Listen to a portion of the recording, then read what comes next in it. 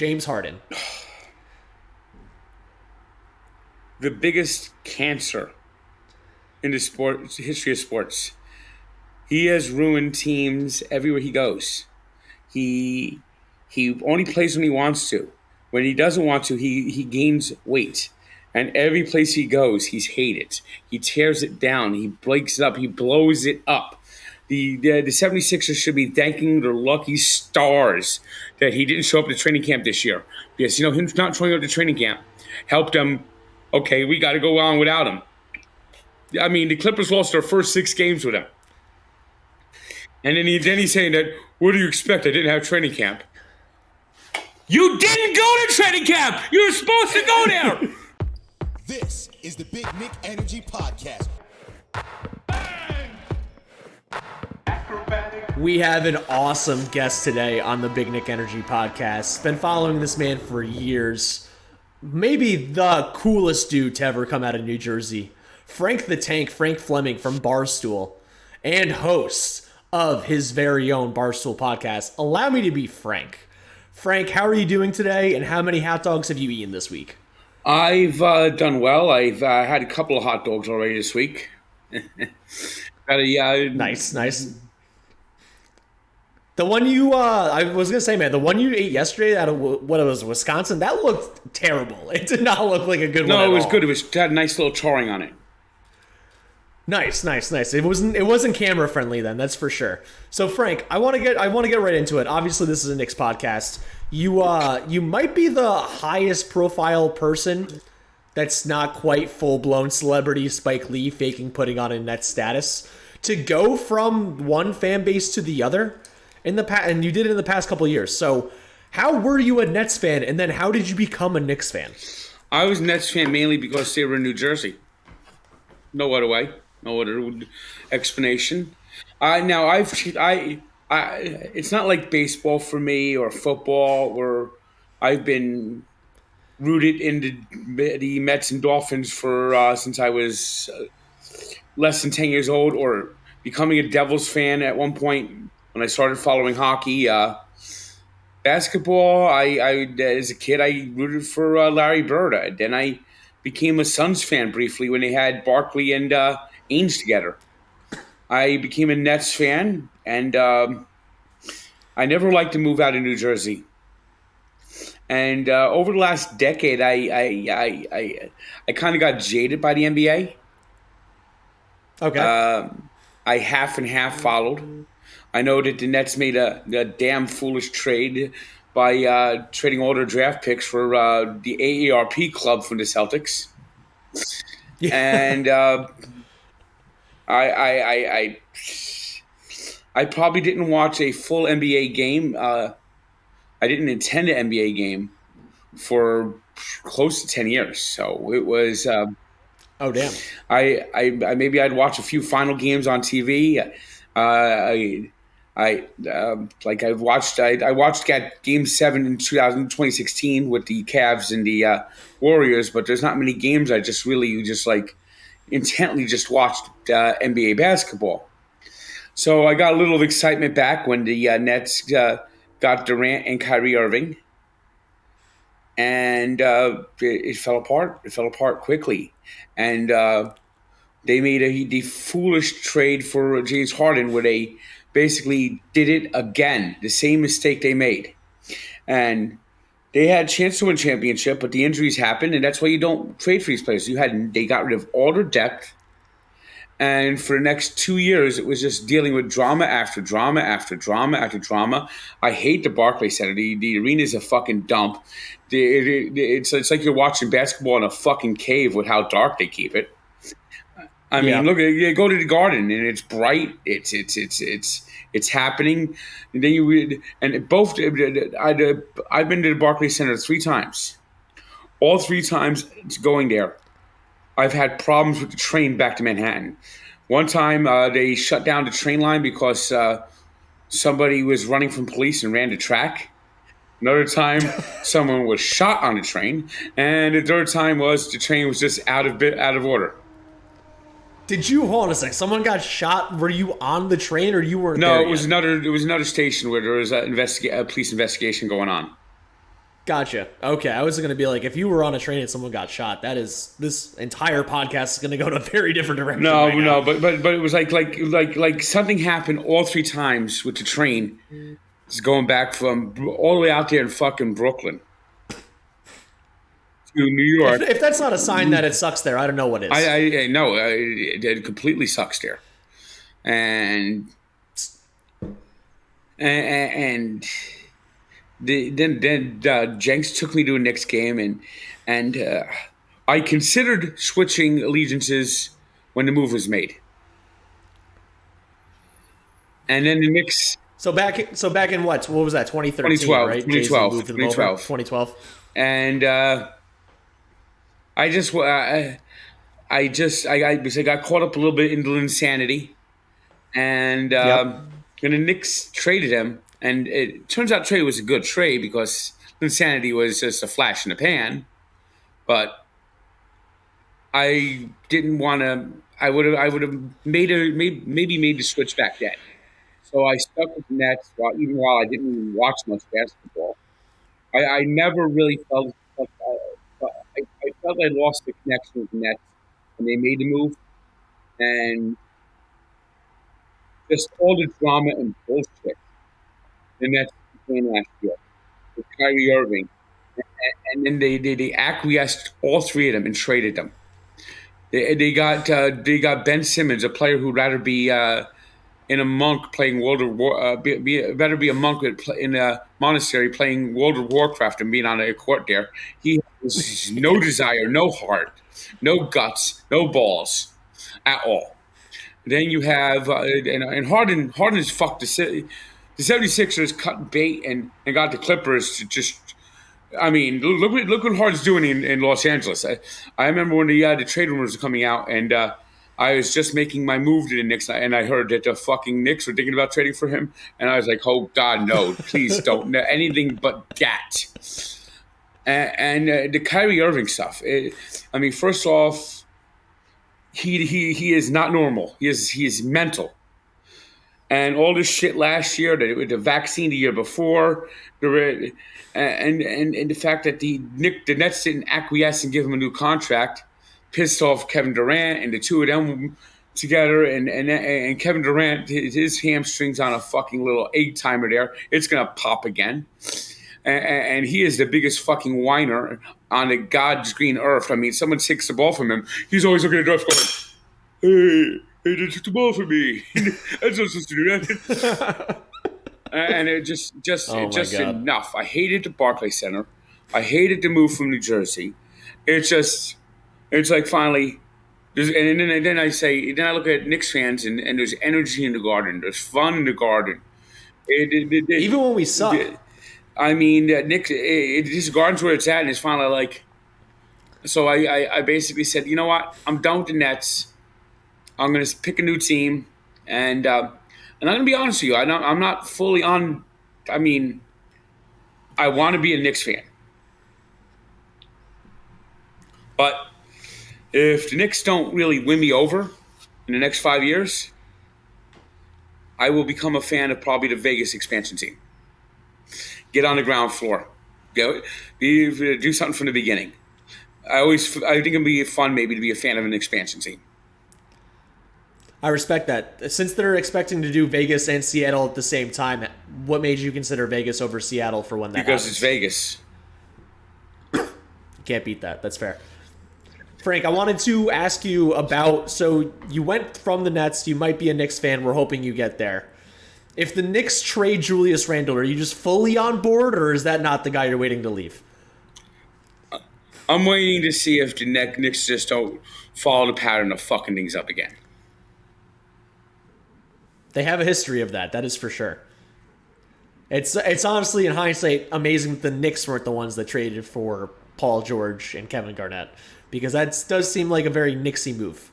They traded for Bargnani, which is somehow worse. So. I mean, if you ask the Carmelo trade, now Carmelo had some good years with the Knicks. They should have just waited. And you realize one of those draft picks, one of those like second round draft picks, you don't even think anything of. turned into Nikola Jokic. I think there was a trade in between. The tree led to Nikola Jokic. The immediate trade led to Jamal Murray. So either way, Carmelo Anthony led to them having a title now. Yeah. If only. Literally, if only. If you were to name a team team or player you hate the most in the NBA, who is it and why? Well, I always hate the Lakers the most. Because I just hate the Lakers. Does that mean you hate LeBron? Yeah, I hate LeBron, but I hated the Lakers in the '80s. So I hated Magic Johnson. I hated Shaquille. I hated Kobe Bryant. And I'm sorry, I know he's dead, R.I.P. But I hated him on the Lakers. I hated the Lakers. I hate the league. I hate all Los Angeles teams. I hate the Dodgers. I hate the Rams. I hate the fucking Los Angeles Kings, for crying out loud. I just hate Los Angeles. I hate USC. Their fans are a bunch of fucking phonies. They're all, I mean, to say they're fair weather is kind of an understatement, and also the weather's always fair there, so they just pick which one of their 12 teams is actually doing well at that time. Here's the thing that you need to know about LA. Basketball and baseball are the two favorite sports. You know why? Because those sports have crowd shots. And people go to games not to go watch the game, to be seen at the game. Hockey lags behind because there's almost no crowd shots. Football is... Nobody cares about football in Los Angeles because they don't show crowd shots. They care about basketball. They care about baseball because... There's so much going on there. The crowd shots are a part of the whole experience at these games, unlike hockey and football. And so that's why these sports lag behind. People in baseball, they get to the Dodger Stadium in the third inning and leave in the seventh. Yeah. It's all about getting on camera. That's so true. That's and that phoniness. There's just an absolute phoniness of Los Angeles. And as I said, as a kid, I was a Celtic guy in the Bird Magic era, and then I became a Suns fan when they had Ainge and Barkley. And I drifted to the Nets eventually once those guys retired, and I'm sitting around. I want a team and. I look at the Nets and say, okay, we just got John Calipari. I think the Nets are finally making some serious inroads, so I started following the Nets. And that didn't last as long as you were hoping for, I would imagine. And the truth is this, if they didn't leave New Jersey, I probably would never have even thought about leaving the Nets. And I never liked the move. The Barclays Center sucks. The arena sucks. I've gone there for a Nets game and I've gone there for a concert, and the concert was way better than the Nets game. You're so right about it being too dark in there.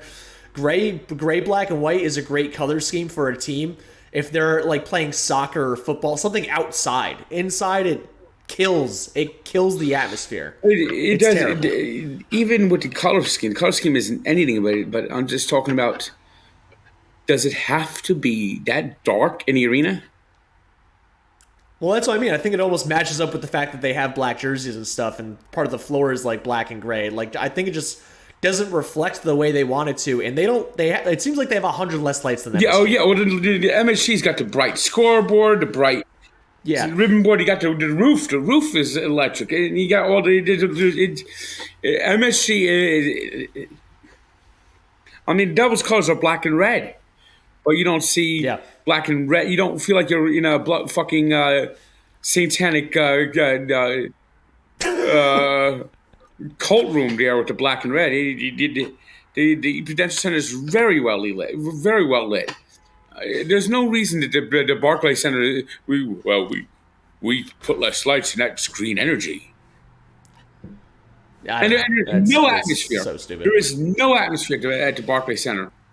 They don't have fans. There's not enough of a fan base to even fill up the arena from a game-to-game basis. Did you? One of the videos I saw recently was them. They had like a Knicks and a Nets game side by side. The Knicks game was like the middle of the season, and the Nets game was literally Game 7, the KD shot that his foot was on the line against the Bucks. Blah blah. The Knicks game mid-season was louder than the Nets game 7. If that doesn't tell you the difference in the fan base and the atmosphere they have, I don't know what does. If the Nets somehow didn't blow, if the big three worked, if I'm still a Nets fan and they're winning championships, if the foot's not on the line and they won that championship, you know what you would have seen in Brooklyn? You would have seen about a few thousand fans celebrating. I don't know where they would put the fucking parade. First off, you can't have it in Manhattan. Because no shot. Because if you do it in Manhattan, you'll be seeing like there'll be more people pissed off about traffic being blocked. There'll be people actually at the parade. If you, so I mean, but I put it this way: if the Knicks ever win an NBA championship, if they ever do it, I don't know if the city will survive. I mean, we think Philadelphia fans are bad when they get close. The Phillies won, and I thought their city's going to burn. I don't know how New York will actually be able to handle it. Manhattan specifically. Yeah, because you know all the sports are just split. You got. First off, you got as a Dolphin fan, you got all the chunk of out of town fans. But when you go just like the New York Knicks versus the Giants, I'd say there's probably just the fans of solely those two teams. I would say the split is 75-25 Giants. You mean Jets, yes. Giants? Okay. Then I would go with baseball. I would say it's about 2/3 Yankee fans compared to Met fans. Okay, I think. Do you think that's partly attributed to that they both have their own borough technically? Yeah, and Manhattan is the trendy. They go with whoever's to go with. Right. Hockey's got the unique split. Yes, you don't have, and New York doesn't really care that much about hockey. But you right. have the Islanders on the island. You got the Devil fans in New Jersey. You got the Knicks fans in the middle. The Ranger fans in the middle. But you go to basketball, it's 98-2. Yeah, it's ridiculous. It is. I don't know. I know one Nets fan. I mean, much to your point about the parade, man. If they had a parade, they would only need 2 blocks. It wouldn't be that bad. I mean, where would you put it? Obviously I was thinking in 2021 they were going to win it, and I was wondering, do you have someone suggested that they would do a barge parade under the Brooklyn Bridge? That seems ridiculous. I would say when for the New York Marathon, just take the part they do Brooklyn in. I mean, it's never going to happen. That franchise is so fucked and so fucking clueless and just so fucking idiotic. It's never going to happen. And now after all these, after the stars talk to each other, and even though the Nets bent over backwards for Durant and everyone, the fact that they didn't bend over even further and acquiesced him even more, no one wants to go to Brooklyn. Now, no, and then you got them to play in the Knicks shadow. It was such a disaster with those three that they'll never attract another star to Brooklyn again. And they have to draft. And what would draft picks? No, I mean, not for 10 years, but yeah. So it is a hopeless situation, and it's going to be hopeless, and they're just not smart enough, and I just couldn't take it anymore. So I'm not going to root for a team that's hopeless, dumb, and nobody gives a fuck. The fact that you left a team and went to a team ran by James Dolan, like, what a time to be alive. What a time we live in, and what a time to be a fan of the Knicks in any way, shape, or form. Frank, I wanted to ask you, do you like the in-season tournament? I hate it. I hate everything about it. I understand that the first part of it, the pool play, is going to be counting to the regular season. But why are we wasting our breath? And then I hear these morons on ESPN. You know, one day we're going to look at the in-season tournament and we're going to put it as just as prestigious as the NBA championship. You shill. You sell out. You're only saying that because the goddamn thing is on your motherfucking network. No, I don't want to watch the. First off, the courts are just an eyesore. They're terrible. The Knicks one is orange. The basketball is orange. Like, did no one? How about the Celtics not being allowed to use the parquet floor? Yeah. They've only used the parquet floor for 75 years. Yeah. No, you got to use this floor. And then the very first game on the Celtics court, Jaylen Brown is slipping all over because it's not normal. And then did you watch the? Didn't you watch the games that are played in like Chicago and Philadelphia with the red court? I mean, it reminded me of the Seinfeld episode where Kramer's in the room and it's with the Kenny Rogers lights, and he goes, "What's going on here?" Nothing, Jerry. I'm just watching the in-season tournament. Oh my God. How would you, if it was up to you, how would you make it better? Because this seems like it's here to stay. Their ratings are unfortunately higher, or fortunately higher for them. The games do seem a little more competitive, at least at the beginning. I don't know how long. I'm assuming as it goes on, this year it'll get better and better once it gets beyond group play. But in future years, it might start to suck and people won't care anymore. How would you make it better if this thing is here to stay for real? I don't want it to stay. I don't want to make it better. I just want to play 82 games. 82 games and make rules against load management where you can only rest one star and you can only rest and the only time you could use load management is on a back-to-back night. Yeah. I've even a better idea. They lower it to 70 games and just don't have back-to-backs. And still keep the All-NBA at 65 or 62 or whatever. The back-to-backs are where load management happens. Why do you play 82 games in a year? This is also a thing about with baseball. Why do they play 162? You can't tell me that's not too long. They've always done it. Baseball, I think baseball might even start thinking about decreasing the schedule because they're going to have to change the playoff format. Yeah. The baseball playoff format is broken right now, where they added the 3-game wild card series, and the top 2 teams don't play for a week, and they end up being put at a disadvantage. Yeah, and we saw that so much because this year. Baseball is a sport of momentum, and the Braves, the Dodgers, Orioles all had their momentum just killed by the way the format works, and maybe you'll see baseball go to 8 teams, and if baseball goes to 8 teams and expand the playoff format, I think they might have to just cut the season back to 154 maybe, and slot those extra games in with more playoffs. Yeah, and have all 8 teams play. It's not football. They don't need a bye. It's not the same thing. I think that's what the thought process was. They were like, we'll reward the teams at top, but like you said, they get put on ice. Yeah. If you're a pitcher and you're used to that every 5 days, man, that is your regimen for the whole season. I'll tell you one of the reasons the Mets lost the 2015 World Series. Outside of Terry Collins not pulling Matt Harvey in the 9th inning? They swept the Cubs and had 8 days between the end of the NLCS and the World Series. And the Royals had a 7-game series, right? They went the whole way? They went 6. They went 6. They weren't put on ice, though. And the Mets were. Yeah. And that momentum that they had was dissipated. Yeah. Ah, God. I can't believe that we had Jacob deGrom, Matt Harvey. We had Zach Wheeler before Zach Wheeler was. It's unbelievable that never even worked out.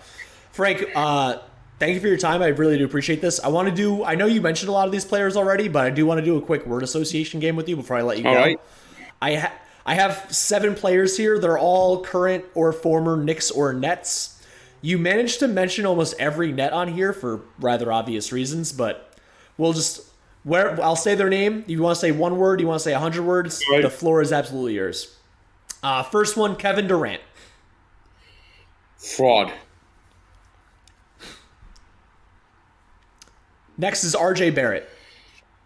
Good player, good hustler. I just wish he played more. I mean, the migraines are beginning to bother me. I mean, Terrell Davis won a Super Bowl MVP with a migraine. Do you think that's actually a really good point? If it was the playoffs, do you think RJ would have sat? I don't know, but I understand him sitting sometimes, and maybe it's early in the season. But when it gets crunch time, I want him on that floor. 100%. And my thing with RJ is that he's been so inconsistent his first 4 or 5 years, and for him to start the season with any form of like really high efficiency consistency, I don't like. He just shot 5 and 15 last night or 2 nights ago when they played the Timberwolves in his like first game back. I don't want to see RJ Barrett miss 5 games and go from shooting 55% to shooting 35% like I've been forced to see him over and over again. Yeah, that second half of that Timberwolf game was terrible. They are who we want to be. Next is Ben Simmons. Soft, no heart. Had a chance to be a star. I think Philadelphia broke him. Can you elaborate on that a little bit? I think he struggled shooting at times, and the fans booing him caused him to the point where he lost all confidence and desire to play. I've never actually thought about how much negativity might bother him. He grew up being the face of Australian basketball. He was the projected number 1 overall pick from another country. He was number 1 for like 4 years. Yeah, and then he went number 1. And I think for him to go from being like a country hero to playing in, Philly, Boston, New York, 1, 2, or 3, they're the hardest places to play. Whatever you want to put it. For him to have to go to one of those 3 cities after being a hero in his whole continent, when they lost that series to Atlanta, he became the target of scorn and anger in Philadelphia, and I think it just broke him.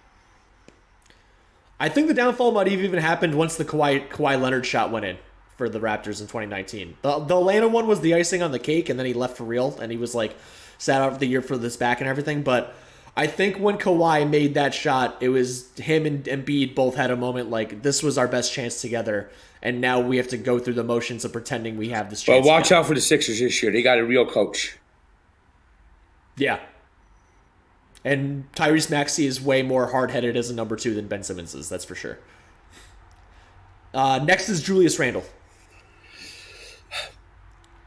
I don't know what it is, confidence or what, but when he struggles, he checks out, and his body language is the worst body language I've ever seen.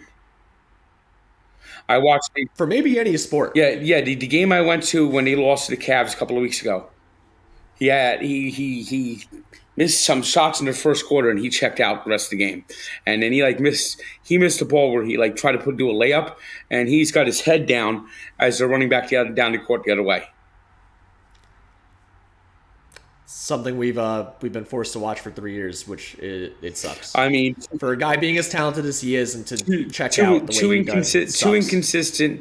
And when he starts struggling, he needs to get to do other things so he doesn't hurt the team. Yeah, and not just rebound when Mitchell Robinson has 2 guys on him, like actually box out. Yeah.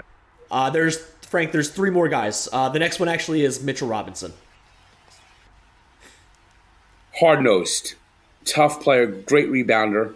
He's putting his head into the battle every play. 100%. Kyrie Irving. Martian. Because he is not a resident of the planet Earth.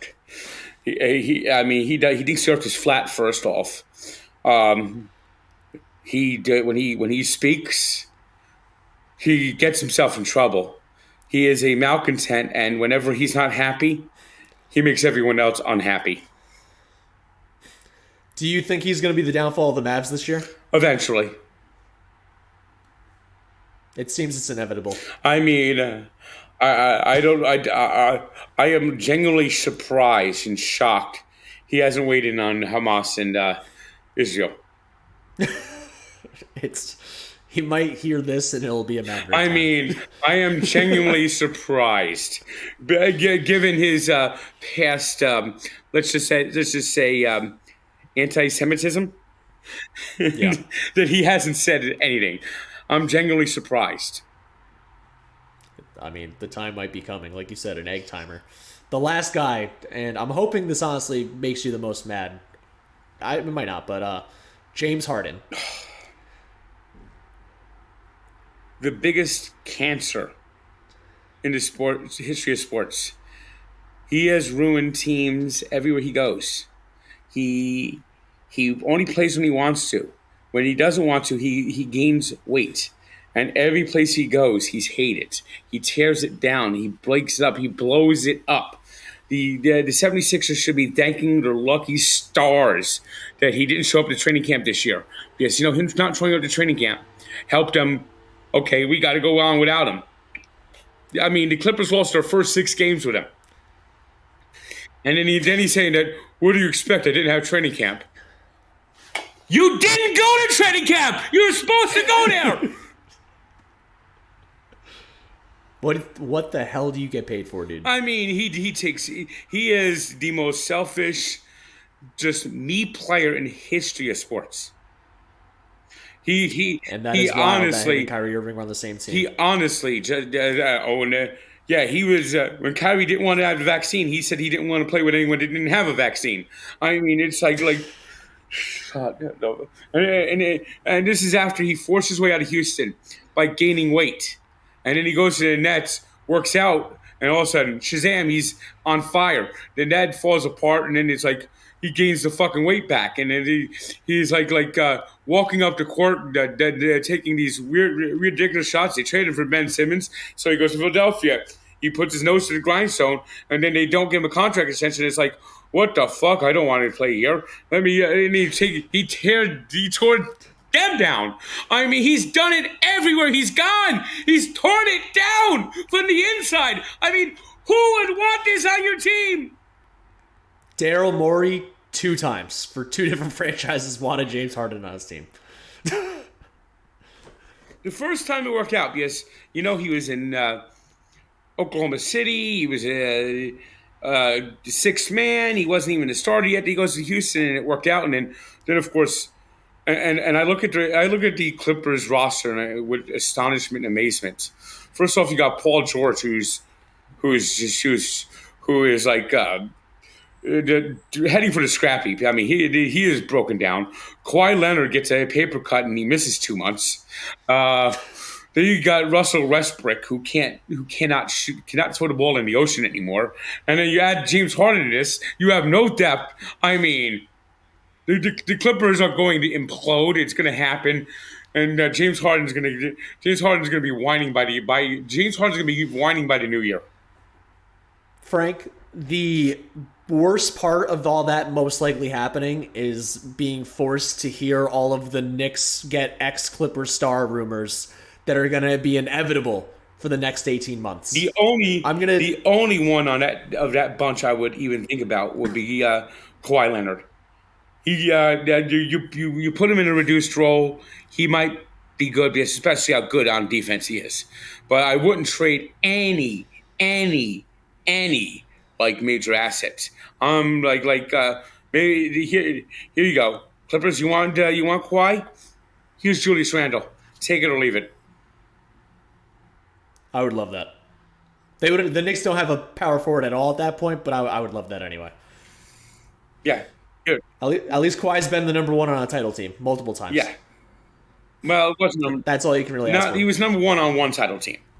One time. They were still. He might have won the MVP of the finals with the Spurs, but that was still Tim Duncan's team. You had Ginobili and Tony Parker. Yeah, it's because of his defense on LeBron and D Wade. It wasn't because he was actually like the offensive juggernaut of the team. Yeah. Frank, this was awesome, man. Thank you very much for coming on. It's really, really appreciated. Last thing I want to ask you, what do you project the Knicks to do for the rest of the year, and how far do they get in the playoffs? I think their ceiling is the Eastern Conference Finals if they get hot. I see them in the second round again. I see them around 50 wins. Maybe they add a piece here or there. Mitchell Robinson, I think, is going to win the Defensive Player of the Year. Your lips to God's ears, man. That's all we can ask for at the end of the day. That and R.J. Barrett getting most improved player would also be top notch. And I think if the Knicks just stay the course and just find one player who pops up for them. That's all they need, and then they could make that move. I mean, Giannis is off the table now. I mean, maybe they buy Zion for pennies on the dollar and fix him. I think Zion's biggest problem is he's in New Orleans and they have too much fatty food down there. And would New York be better? Yes, it would be because they have passionate fans. New Orleans, it's whatever. I think putting him on a passionate team, getting a coach that's going to work his ass would get Zion. Is the only way to fix Zion Williamson. Another player I would get is kind of a loose cannon, but Ja Morant.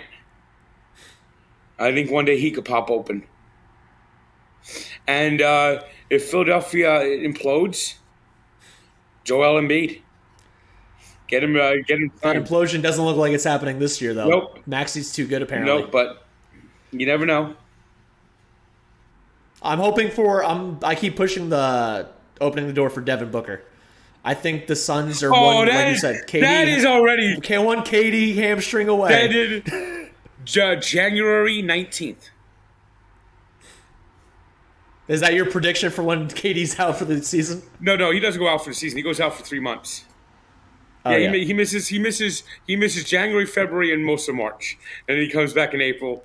And it's an egg timer. Every year it's happened. It happens in January. And then Devin Booker will be a Knick in the next 18 months.